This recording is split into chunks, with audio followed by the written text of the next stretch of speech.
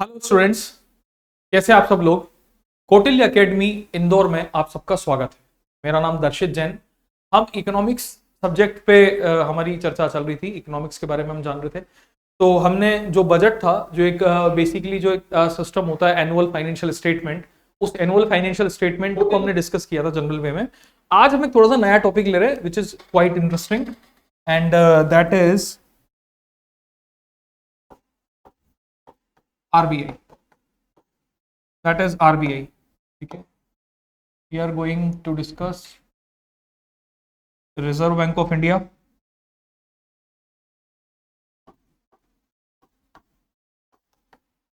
RBI, and its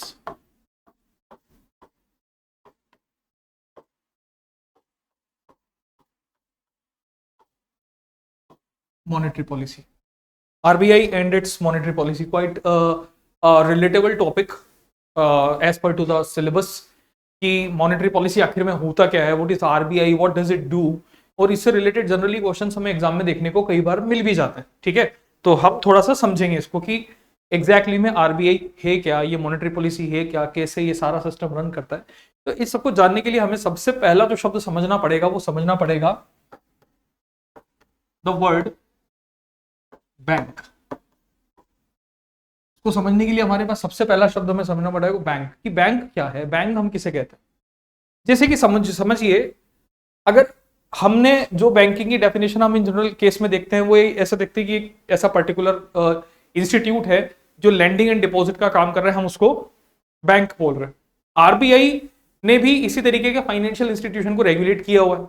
यानी कि मैं इस बैंक को एक तरीके से कह सकता हूं कि bank is a financial institution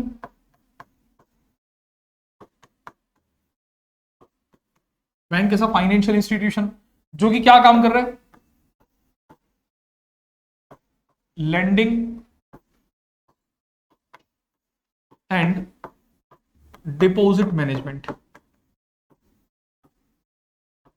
landing and deposit management कि किसी भी तरीके की लैंडिंग, किसी भी तरीके की उधारी या बैंक जो है वो एक तो जमा करने का काम करेगा, एक एज अ लोन देने का काम करेगा। तो ये पर्टिकुलरली एक बैंकिंग का एक छोटा सा बेसिक फंक्शन है, लैंडिंग एंड डिपॉजिट। इसी लैंडिंग एंड डिपॉजिट के ऊपर ये फाइनेंशियल इंस्टीट्यूशन जो काम करते हैं उनको हमने नाम दे दिया यहाँ पे बैंक। उसके अलावा दूसरी तरफ अगर हम देखें तो ये काम तो कोई भी कर सकता है।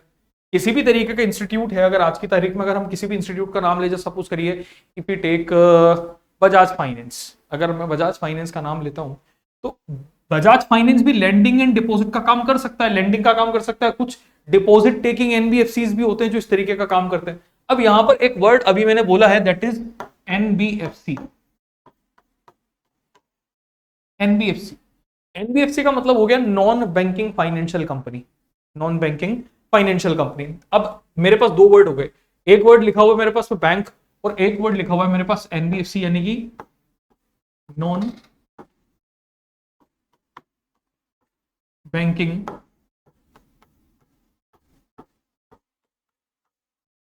Financial company. Non banking financial company एक ऐसा पर्टिकुलर इंस्टीट्यूट जो बैंक नहीं है लेकिन बैंक की तरह काम कर रहा है, हम उसको एनबीएफसी नाम दे रहे हैं। बैंक नहीं है लेकिन बैंक की तरह काम कर रहा है। एज एन एग्जाम्पल अगर हम देखें इसको तो that is can be the Bajaj finance. मैं बोल सकता हूं बजाज फाइनेंस में बोल सकता हूं कि एक तरीके से क्या हो जाएगा, ये एनबीएफसी हो जाएगा क्योंकि बैंक नहीं है लेकिन function like a bank. Deposit भी हो सकता है और लेंडिंग भी हो सकता है। तो यहां पर इस फाइनेंशियल इंस्टीट्यूशन, इनमें से किस फाइनेंशियल इंस्टीट्यूशन को मैं बैंक कहूं, या तो अगर इसको नहीं बोल सकता हूं बैंक तो फिर अल्टीमेटली बैंक कौन हुआ। तो यहां पर एक और पॉइंट कि वो particular institute which is registered with RBI act 1934 schedule number 2 या schedule number 2। The institute which is registered with RBI Act 1934 schedule number 2 is basically can be called as a bank। मैं उसको bank मान रहा हूं जो RBI act 1934 में और second number के शेड्यूल के अंदर आता है। ये जनरली हमसे क्वेश्चन पूछा जाता है जब कभी भी अगर ऑब्जेक्टिव में भी अगर क्वेश्चन बना वो इस तरीके से बन सकता है कि बैंक के बारे में जब भी स्टेटमेंट आएगा कोई, तो एक स्टेटमेंट में हमें लिखा हुआ मिल सकता है कि does the bank is the institute which is registered with RBI act 1934 schedule number 2, तो दैट वुड बी और राइट आंसर, करेक्ट स्टेटमेंट हो जाएगा हमारा कि आरबीआई एक्ट 1934 के सेकंड शेड्यूल में जो इंस्टीट्यूट है उसको हमने नाम दे दिया बैंक, हमने नाम दिया उसको। ठीक, अब ये जितने भी पर्टिकुलरली बैंक जो चल रहे हैं, ये जिस सिस्टम पर, जिस प्रोसेस पर काम करते हैं, इस सिस्टम को, इस प्रोसेस को हम बोलते हैं एक तरीके से मॉनेटरी सिस्टम। ये पूरा सिस्टम बोला जाता है मॉनेटरी सिस्टम। और मॉनेटरी सिस्टम का मतलब क्या हुआ? मॉनेटरी सिस्टम का मतलब हुआ exchange of money.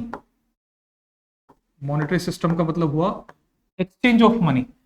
Previously we had one more system which was basically known as barter system, जो कि आप लोगों ने मुझे लगता है नाम सुन रखा होगा पहले, बार्टर सिस्टम।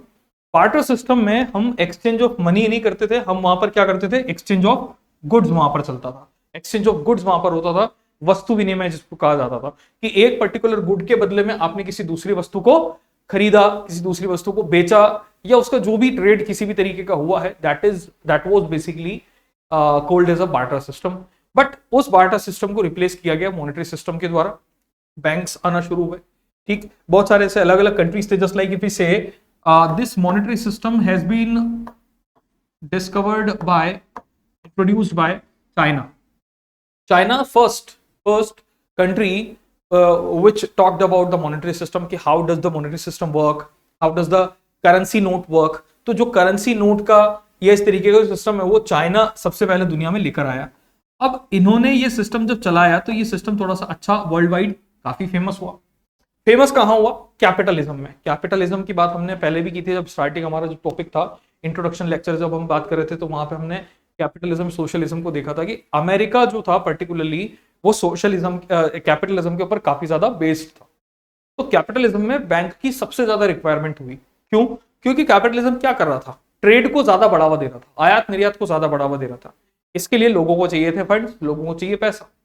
और अगर मान लीजिए अगर मेरे पास आज की तारीख में कोई फंड्स अवेलेबल नहीं है और मैं अपना कोई बिजनेस शुरू करना चाहता हूँ या कोई भी काम करना चाहता हूँ, तो मेरे पास एक लोन फैसिलिटी होती है जो कि मुझे बैंक देता है।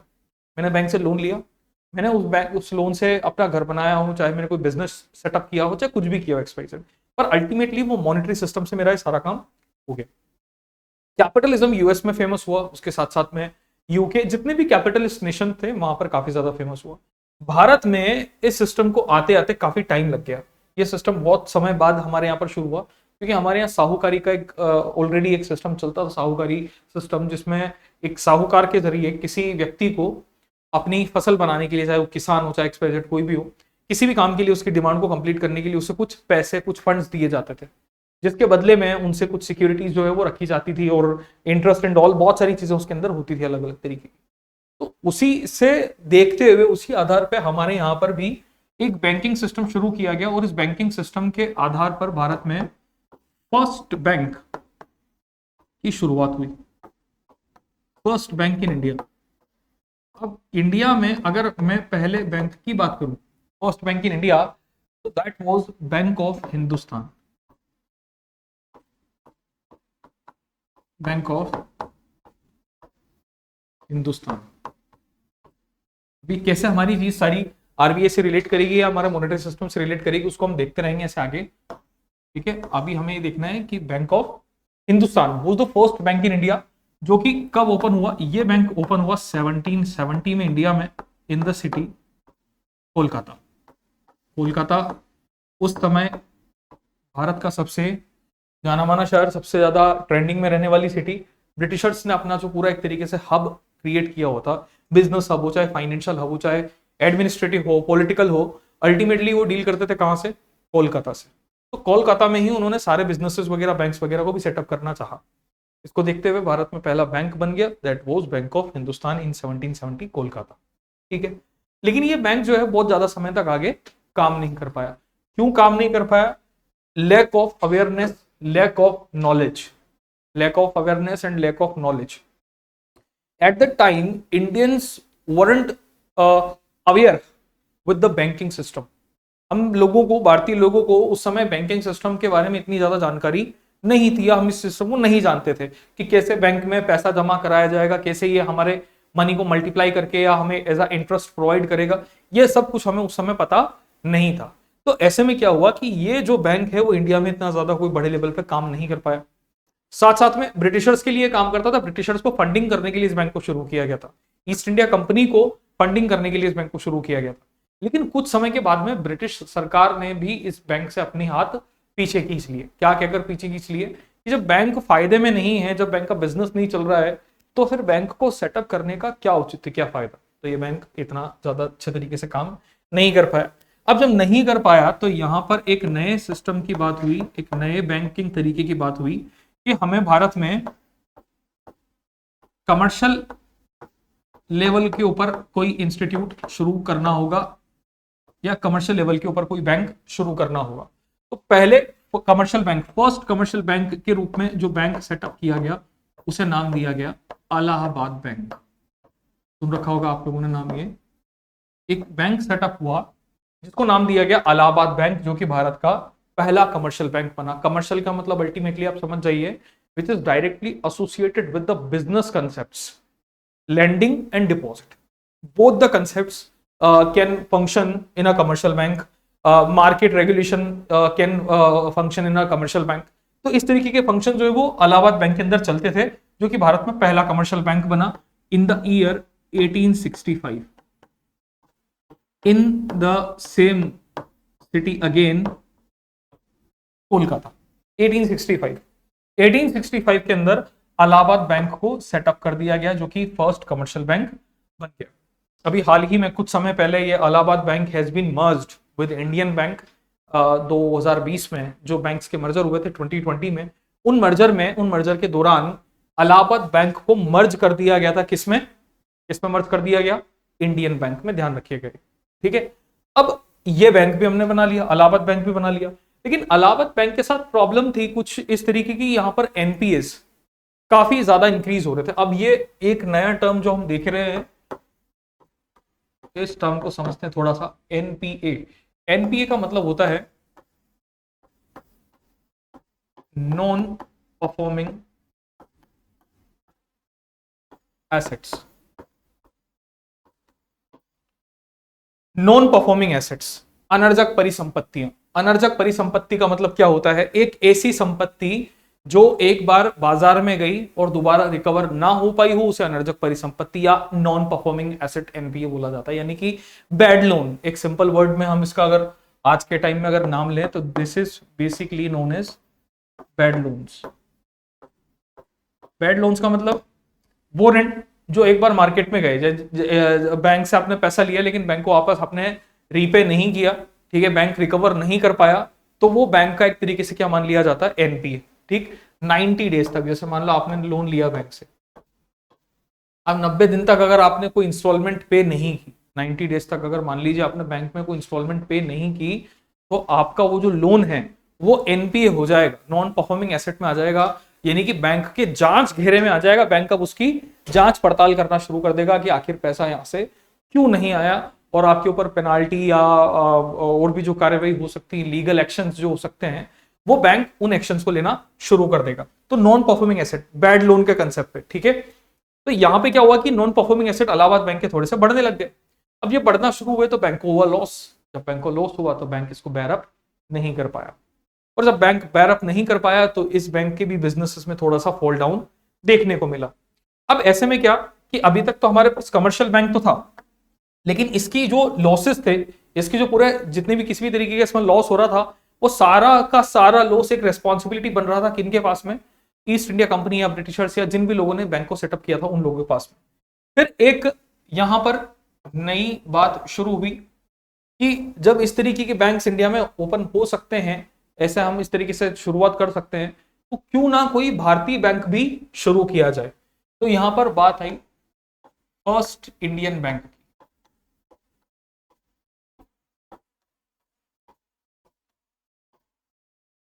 फर्स्ट इंडियन बैंक, और फर्स्ट इंडियन बैंक के रूप में एक बैंक ओपन हुआ जिसको नाम दिया गया पीएनबी, या जिसे हम आज की तारीख में पंजाब नेशनल बैंक कहते हैं, पीएनबी।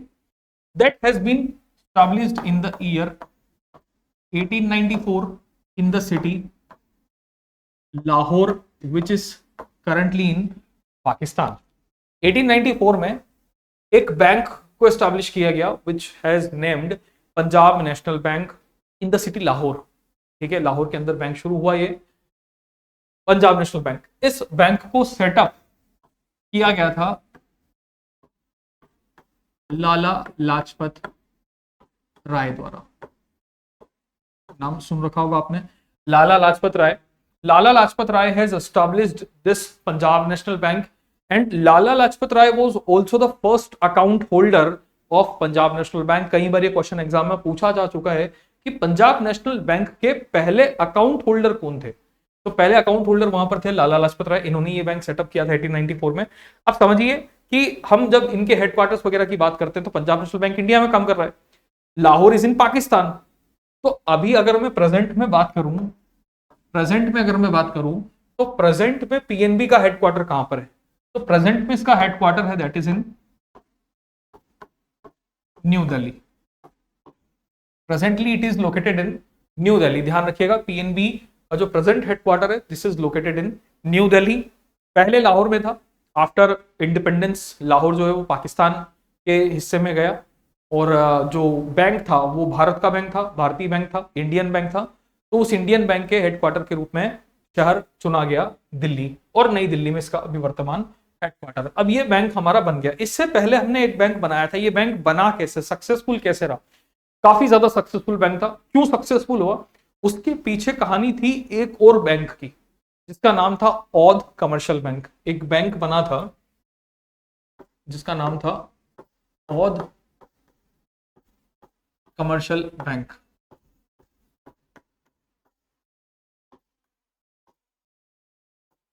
औध कमर्शियल बैंक, ये एक बैंक था। इस बैंक के साथ खासियत क्या थी कि इस बैंक का जितना भी बोर्ड ऑफ डायरेक्टर था वो सब कौन थे? इंडियंस। ठीक है, इस बैंक के बोर्ड ऑफ डायरेक्टर्स में सारे इंडियन लोग शामिल थे। कोई भी ब्रिटिशर इसमें एज अ डायरेक्टर की पोस्ट पर नहीं था।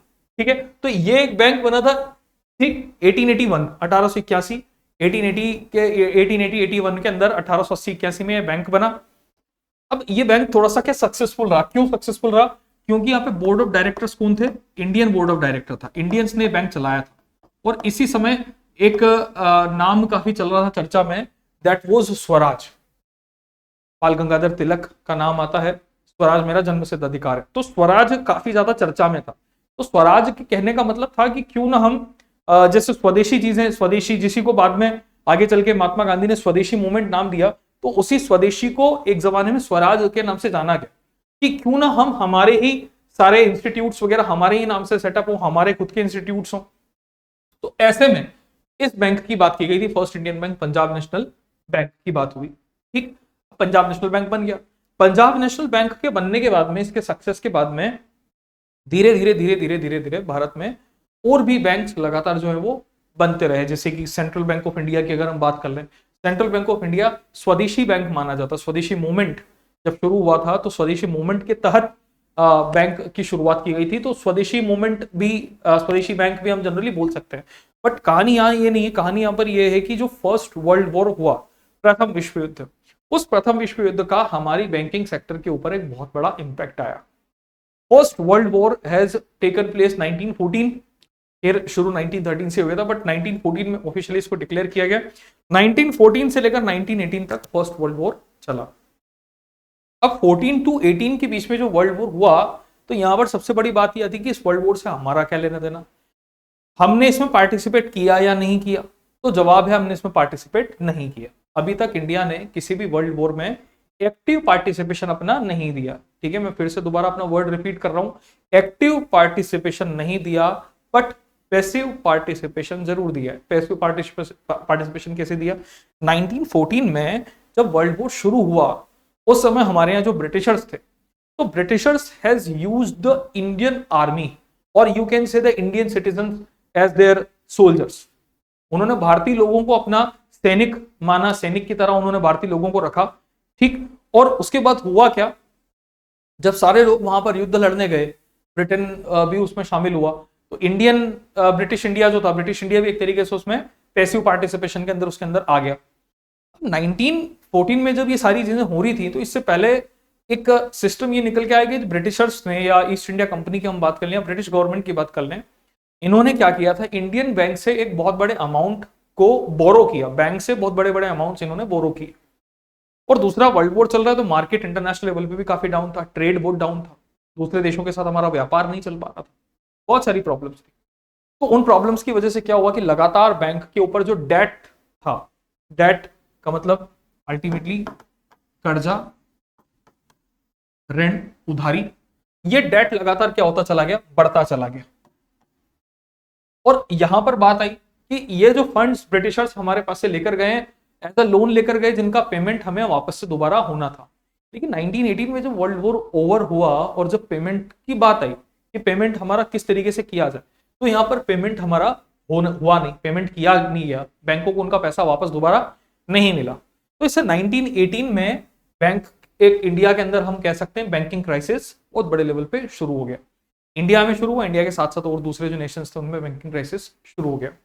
इस बैंकिंग क्राइसिस को देखते हुए एक और बैंक की शुरुआत की गई जिसको नाम दिया गया union Bank of India. Bank economy के पिलर्स कहे जाते हैं, ठीक है, बैंक्स के लिए जनरली कहा जाता है कि banks are the pillars of Indian economy, तो वो इंडियन इकोनॉमी के पिलर्स माने जाते हैं। तो ऐसे ये पिलर्स लगातार क्या हो रहे थे, ये वर्ल्ड वॉर के टाइम पे लगातार डाउन होते जा रहे थे, लगातार गिर रहे थे ये पिलर्स। तो ऐसे में एक बैंक शुरू हुआ जिसको नाम दिया गया यूनियन बैंक ऑफ इंडिया। ये बैंक स्टार्ट हुआ 1919 में, 1919 में ये बैंक शुरू हुआ मुंबई शहर के अंदर। 1919 में यूनियन बैंक ऑफ इंडिया की स्थापना की गई। खासियत क्या थी बैंक में, इस बैंक की सबसे बड़ी जो खासियत जनरली मानी जाती है वो ये मानी जाती है that it is the only bank which is established by Mahatma Gandhi. This is the only bank which is established by Mahatma Gandhi, that is Union Bank of India. Mahatma Gandhi द्वारा संचालित या स्टैब्लिश्ड, स्थापित एकमात्र बैंक जिसका नाम हम देखते हैं यूनियन बैंक ऑफ इंडिया, ठीक है। तो ये बैंक क्या हुआ, ये बैंक सेटअप हो गया union Bank of India.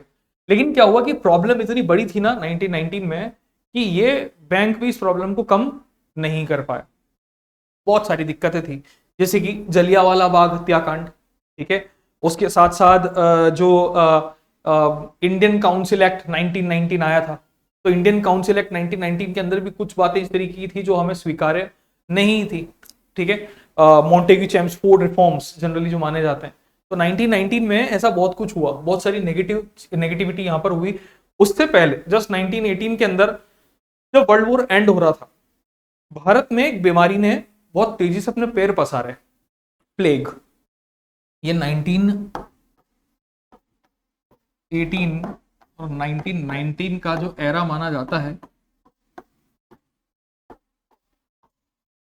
Plague काफी तेजी से फैला। प्लेग भी एक संक्रामक बीमारी, ठीक है, एक व्यक्ति से दूसरे व्यक्ति में फैल सकती है, चूहों से फैलने वाली बीमारी जनरली मानी जाती है।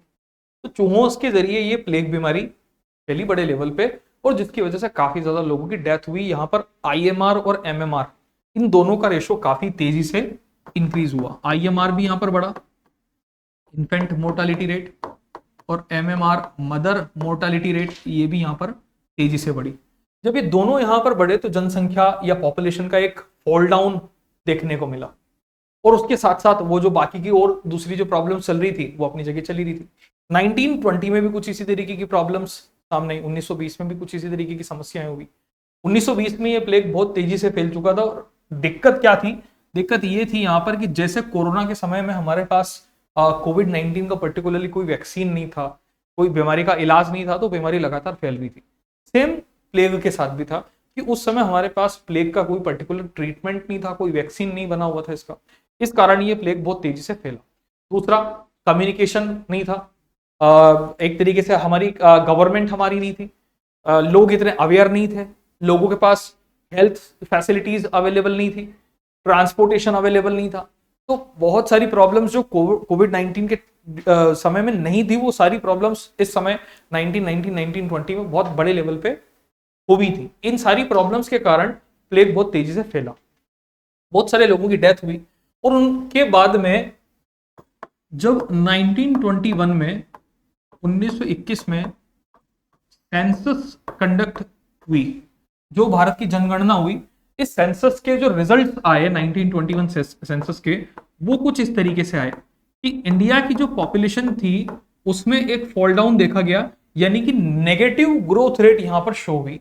This is one and only census in the history of India जहां पर पॉपुलेशन डेक्लिनेशन बहुत बड़े लेवल पे हुआ है। ठीक है, this is one and only census in the Indian history ever जहां पर -0.31% यानी कि लोगों की संख्या बढ़ने की बजाय यहां पर घट गई। एक बहुत बड़ा कंसर्न बन गया। तो इस समय ना कुछ बातें हुई, जैसे कि एक तो रेल बजट को लेकर 1921 में काफी बात आई, भगत सिंह यहाँ पर काफी ज्यादा एक्टिव दिखे। ठीक है, तो 1921 में ये जो सारी चीजें थी बहुत तेजी से बढ़ गया था। एक्सट्रीमिज्म जो था वो इंडिया में बहुत तेजी से बढ़ा। उस एक्सट्रीमिज्म को देखते हुए कुछ कुछ डिसीजंस लिए गए, जैसे कि एक तो रेल बजट सिस्टम लाया जाए, रेल बजट सिस्टम लाया जाए। 1921 में रेल बजट सिस्टम की बात हुई, लेकिन अगर ये तो सिस्टम है, सिर्फ 1921 का ये सिस्टम है, लेकिन अगर मैं रेल बजट की बात करूं तो इंडिया में जो पहला रेल बजट प्रेजेंट हुआ था that was presented in the 1924 में फर्स्ट रेल बजट प्रेजेंट किया गया था 1924। This is the year when the first rail budget in India has been presented by the Acworth Committee. एक कमिटी आई थी यहाँ पर जिसका नाम था ऑकवर्थ कमिटी। ठीक है, ऑकवर्थ कमिटी। उस ऑकवर्थ कमिटी ने ये बजट दिया था ऑकवर्थ समिति के द्वारा 1924 में। तो ये बजट आया, इस सिस्टम को इंट्रोड्यूस किया गया 1921। उसी के साथ साथ कुछ चेंजेस जो हैं वो बैंकिंग इंडस्ट्री के अंदर भी किए गए। क्या चेंजेस किए गए बैंकिंग इंडस्ट्री में? कुछ बैंक्स थे जिनका नाम जनरली बोला जाता था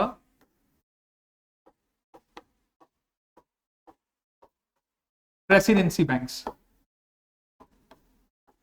कुछ बैंक्स ऐसे होते थे जिनको प्रेसिडेंसी बैंक्स बुलाया जाता था। इनमें से 3 बैंक काफी फेमस थे, बैंक ऑफ बंगाल, बॉम्बे और मद्रास।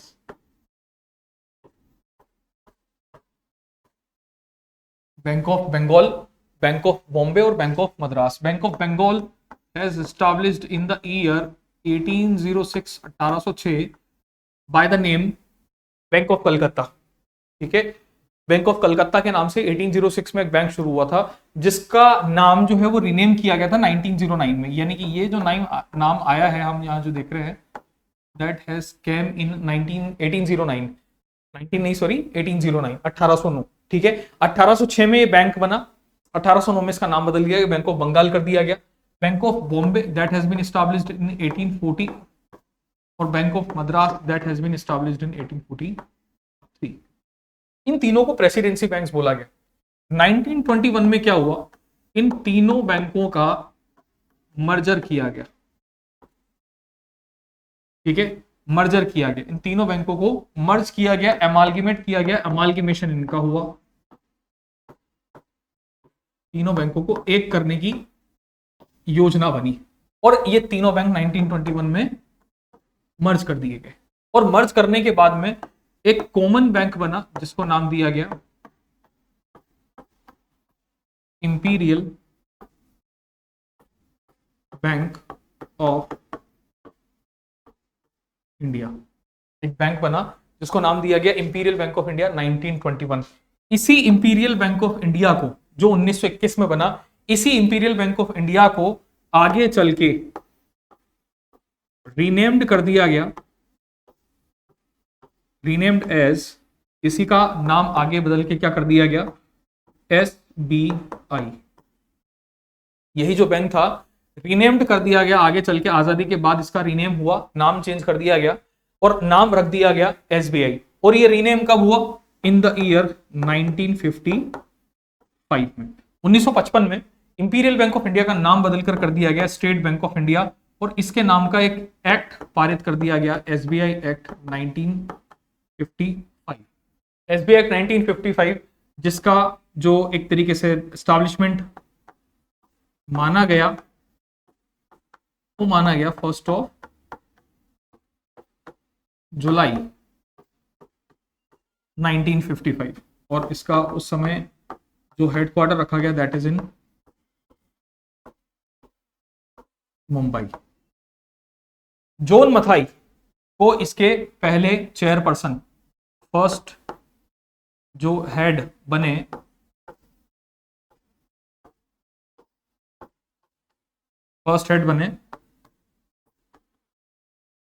Mister John Mathai. हम जॉन मथाई का नाम ऑलरेडी जब हम बजट की बात कर रहे थे तो हमने देखा था कि John Mathai was the first finance minister of Republic India, हमने नाम देखा था वहां पर, रिपब्लिकन इंडिया के पहले फाइनेंस मिनिस्टर थे। बाद में चल के 1955 में जॉन मथाई साहब भारत के जो एक बैंक बना, बड़ा बैंक जिसका नाम दिया गया था स्टेट बैंक ऑफ इंडिया, उसके पहले अध्यक्ष भी बने John Mathai in the year 1955। तो स्टेट बैंक ऑफ इंडिया यहां पर बन गया, और इसी स्टेट बैंक ऑफ इंडिया के साथ में आगे चलकर क्या कर दिया गया, जो इसके एसोसिएट बैंक्स थे, एसोसिएट्स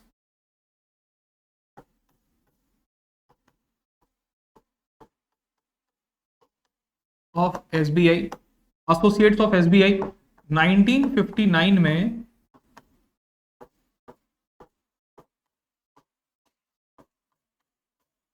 एट एसोसिएट बैंक्स इसके साथ में अटैच कर दिए गए।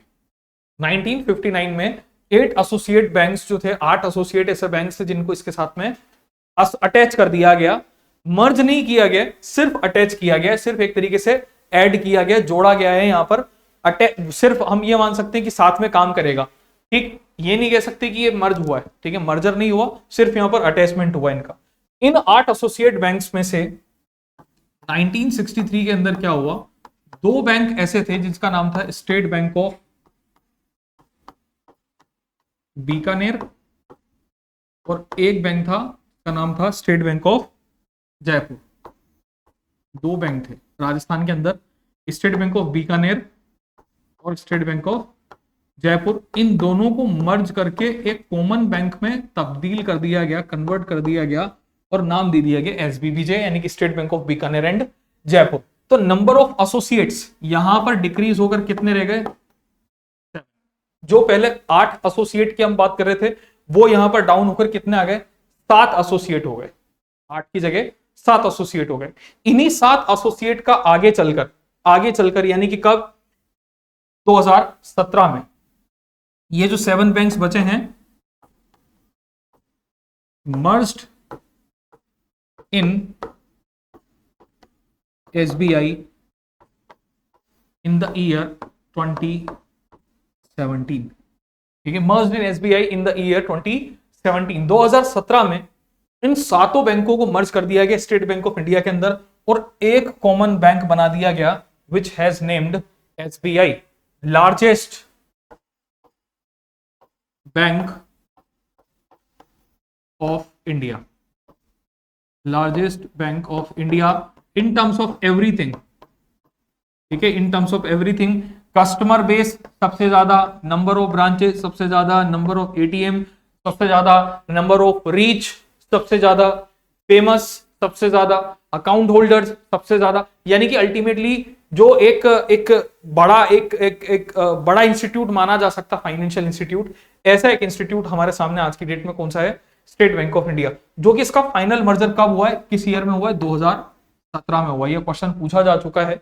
एसबीआई का जो फाइनल मर्जर है that has taken place in which particular year, कहां पर हुआ है, तो 2017 में कंप्लीट मर्जर हुआ है स्टेट बैंक ऑफ इंडिया का। पहले 8 एसोसिएट थे, 2 1963 में मर्ज हो गए, तो बच गए 7 एसोसिएट। इन 7 एसोसिएट को भी आगे चल के यहां पर मर्ज कर दिया गया, जिसमें से एक bank state bank of Indore भी था, state bank of Indore, state bank of Saurashtra, state bank of Mysore, state bank of Patiala, state bank of Travancore, state bank of Hyderabad, भारतीय महिला बैंक, ये सब इतने सारे बैंक्स थे, इन सारे के सारे बैंक्स को क्या कर दिया गया, मर्ज करके और एक कॉमन बैंक 2017 में बना दिया गया। अब ये तो बात रही सिर्फ state bank of India, state bank of India के बनने की, ये तो स्टेट बैंक ऑफ इंडिया बना।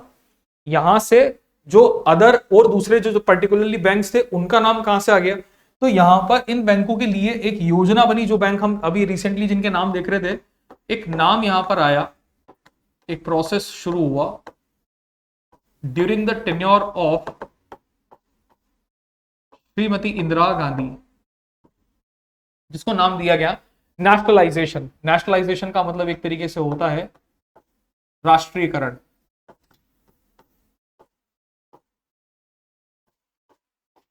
नेशनलाइजेशन का मतलब राष्ट्रीयकरण। राष्ट्रीयकरण किसे कहता है, नेशनलाइजेशन किसे कहता है, सिंपल फॉर्म में समझ लीजिएगा इसे।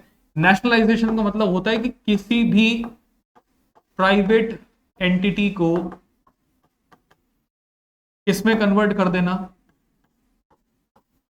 पब्लिक सेक्टर में कन्वर्ट कर देना, नेशनलाइजेशन माना जाएगा। ये सब जगह वैलिड होगा।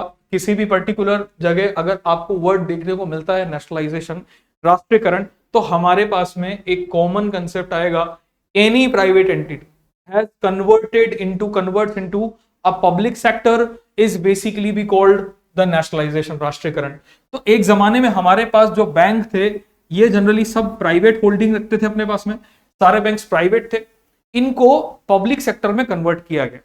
कब कन्वर्ट किया गया, जो पहला नेशनलाइजेशन इंडिया में हुआ, that has been taken place in the year या date 19th of July 1969. This was the first nationalization has taken place in India. 19th of July 1969 को पहला नेशनलाइजेशन हुआ 14 बैंक्स का, 14 बैंकों का राष्ट्रीयकरण हुआ। 14 बैंक्स का नेशनलाइजेशन हुआ, 14 बैंकों का राष्ट्रीयकरण हुआ 1969 में। कौन से 14 बैंक्स, वो 14 बैंक्स जिनका एनडीटीएल या कैपिटल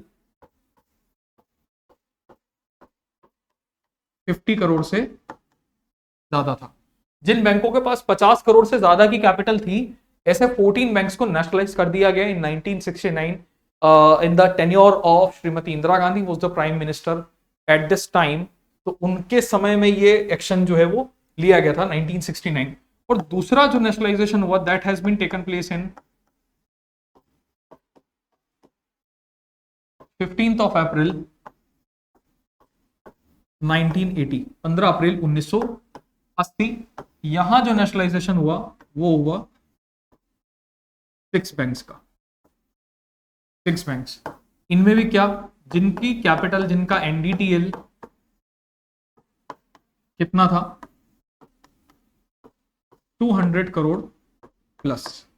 जिन बैंकों के पास 200 करोड़ से ज्यादा की पूंजी थी, ऐसे 6 बैंकों को और क्या कर दिया गया, नेशनलाइज कर दिया गया, राष्ट्रीयकृत बैंक बना दिया गया, पब्लिक सेक्टर में कन्वर्ट कर दिया गया।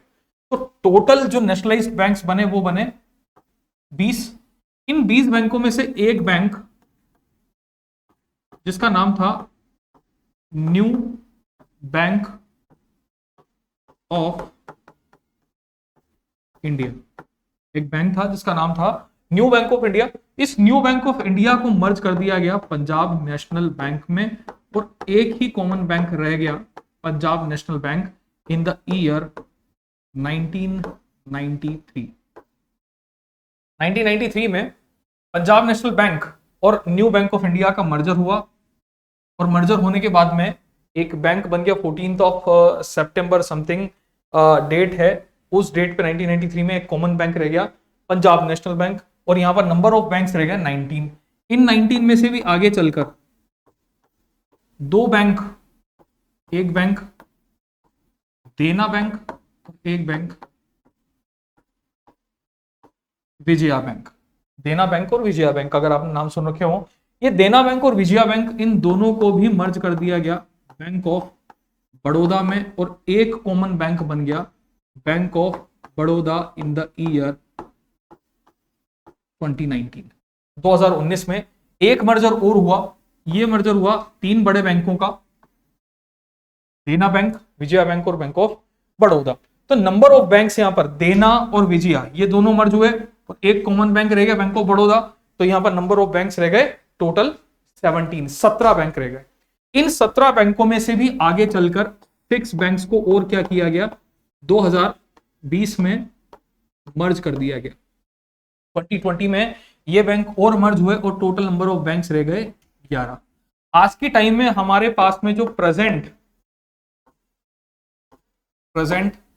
जो नेशनलाइज्ड बैंक्स माने गए हैं वो कितने माने गए हैं, 11। प्रेजेंट नेशनलाइज्ड बैंक्स हमारे पास में कितने हैं, 11। इन प्रेजेंट नेशनलाइज्ड बैंक्स के साथ में एक बैंक हमारे पास में आता है, कौन सा, एसबीआई। हमने एसबीआई को अलग कैटेगरी में रखा है, एसबीआई इस कैटेगरी में अभी नहीं है, ठीक है। एसबीआई नेशनलाइज की कैटेगरी में हम नहीं रख रहे हैं, तो एसबीआई एक बैंक की एसबीआई हो गया, तो ये टोटल बैंक हो गए 12। इन 12 बैंकों को, ये जो 12 बैंक हैं, ये 12 बैंक बोले जाते हैं इंडिया में public sector banks. Public sector banks. अब आप यहां समझिएगा, अगर मेरे सामने क्वेश्चन है कि पब्लिक सेक्टर बैंक्स इंडिया में कितने हैं, तो मेरा आंसर यहां पर कितना आ रहा है, 12। तो मैं यहां पर बात कर रहा हूं 12 की, कि पब्लिक सेक्टर बैंक्स इंडिया में टोटल 12। और दूसरी तरफ अगर मुझसे पूछा जा रहा है कि भारत में नेशनलाइज्ड बैंक्स कितने हैं, राष्ट्रीयकृत बैंक कितने हैं, तो मेरा आंसर होगा 11। दोनों थोड़ा सा चेंज डिफरेंस आएगा, क्योंकि एसबीआई को हम इसमें एडिशनली ऐड कर रहे हैं अलग से यहां पे, इसलिए हमने इसको अलग से देखा है। तो 12 पब्लिक सेक्टर, यानी कि एसबीआई पब्लिक सेक्टर में तो है, लेकिन नेशनलाइज्ड की कैटेगरी में नहीं आएगा, क्योंकि अलग से सेटअप किया गया है, ऑलरेडी पर्टिकुलरली एक्ट बना हुआ है, तो उस एक्ट के तहत हमने इस बैंक को रखा है, इसलिए हम इसको इस कैटेगरी के साथ में नहीं रख रहे हैं। तो टोटल हमारे पास में 12 बैंक्स आ गए। अब यहां पर क्या है कि एक वर्ड और आया, ये एनडीटीएल। इसका मतलब क्या, net demand and time liability.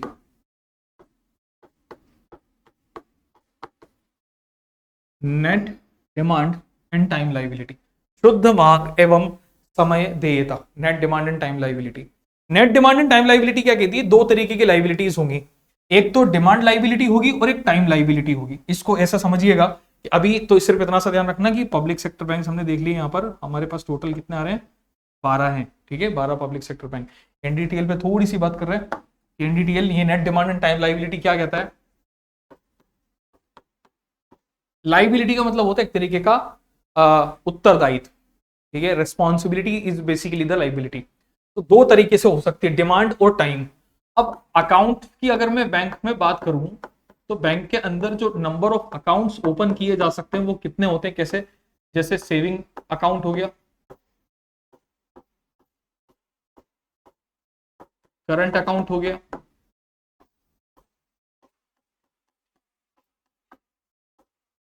Fixed deposit हो गया, और रिकरिंग डिपॉजिट हो गया, ठीक है। 4, सेविंग, करंट, फिक्स्ड और रिकरिंग। इनमें से ये जो दो हमारे पास में अकाउंट हैं, सेविंग और करंट, इनको तो मैं बोलूंगा यहां पर डिमांड लायबिलिटी, और ये जो दोनों हैं फिक्स्ड और रिकरिंग, इनको मैं कहूंगा टाइम लायबिलिटी। क्यों, इस वजह से क्योंकि जो डिमांड, जो करंट और सेविंग है, ये आपका डिमांड पे काम करते हैं। जैसे हम किसी तरीके की, मुझे अगर फंड्स की डिमांड है, रिक्वायरमेंट है, तो मैं जो पैसे अपने विड्रॉल करूंगा वो विड्रॉ कहां से कर रहा हूं, सेविंग और करंट से जनरली विड्रॉल हो सकता। और फिक्स्ड और रिकरिंग की बात करेंगे, एफडी और आरडी जिसको हम बोलते हैं, ये टाइम बाउंडेड होती है। आपका सेविंग और करंट टाइम बाउंडेड नहीं है, लेकिन एफडी और आरडी जो है ये आपके टाइम बाउंडेड है दोनों, यानी कि टाइम के हिसाब से चलेंगे। आपने कह दिया कि 5 साल की एफडी है, 5 इयर्स एफडी, तो अब ये 5 साल से पहले मैच्योर नहीं मानी जाएगी, 5 साल से पहले मैच्योर नहीं होगी, यानी कि यहां से विड्रॉल कब होगा, 5 साल के बाद होगा। हालांकि मान लीजिए अगर किसी ने ब्रेक करवा ली बीच में तो एक बात अलग होगी, लेकिन अगर हम बात करें यहां पर कि मैच्योरिटी पीरियड इसका आपने कितना दे दिया, 5 साल दे दिया लिख के, तो ये 5 इयर्स इसका मैच्योरिटी पीरियड माना जाएगा। तो ये टाइम लायबिलिटी होती है, इसको टाइम लायबिलिटी बोलते हैं। और इन्हीं दोनों से मिलकर, इस डिमांड लायबिलिटी और टाइम लायबिलिटी दोनों से मिलकर क्या बनता है, एनडीटीएल बनता है, net demand and time liability. यानी कि बैंक ने total deposits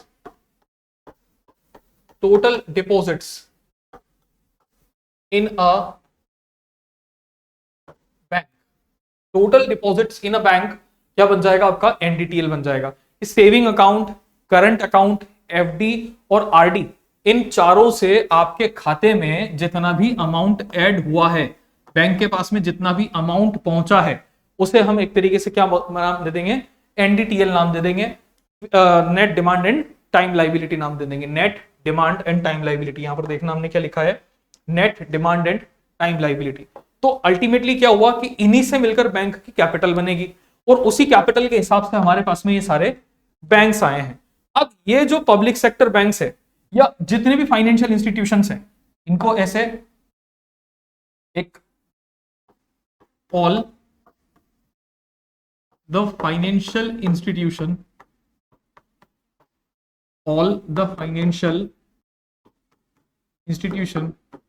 in India is regulates by RBI। ठीक है, all the financial institutions in India is regulates by RBI, ये ध्यान रखिएगा। अब ये फाइनेंशियल इंस्टीट्यूशन चाहे प्राइवेट बैंक हो, चाहे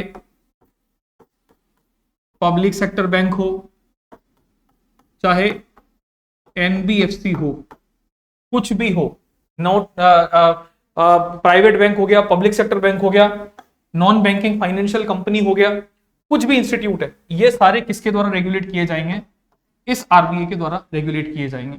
और इनको रेगुलेट करने के लिए आरबीआई या इन पर जो मेजरमेंट्स बनाने के लिए आरबीआई जिस पर्टिकुलर पॉलिसी का यूज करता है to manage all these banks is basically known as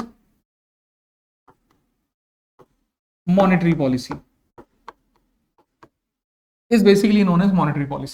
तो आज तो हमने बेसिकली क्या है कि बैंकिंग की एक जनरल हिस्ट्री की बात की कि कैसे ये सब कुछ शुरू हुआ है, किस तरीके से सारी कहानी शुरू हुई है।